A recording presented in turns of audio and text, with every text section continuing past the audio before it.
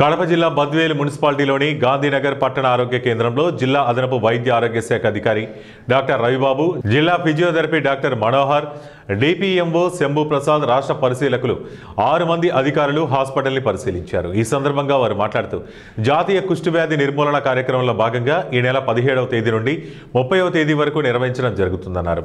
కుష్ఠవ్యాధి లక్షణాలను చర్మంపై సున్నితత్వం మాయం, చర్మంపై వాపులు మరియు ముడి రూపంలో మచ్చలు ఏర్పడటం వంటివి, కళ్ళను సరిగా మూసుకోలేకపోవడం, చేతులు పాదాలలో నొప్పి లేకపోవడం, పాదాల అడుగు భాగంలో గాయాలు ఏర్పడటం, చెవులు, ముక్కు, చెంపలపై గడ్డపట్టు వాపులు, శరీరంలో ఏదో ఒక భాగంలో రంగు మారడం వంటి లక్షణాలు ఉంటే వెంటనే చెకప్ చేసుకోవాల్సిందిగా కోరారు.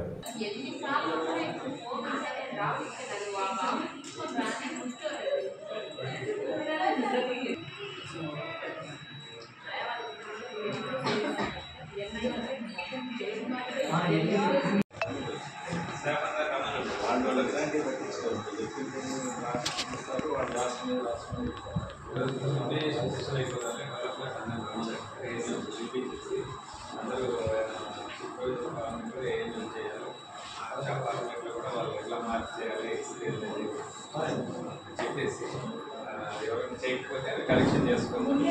మీరు కంటిన్యూ చేయండి.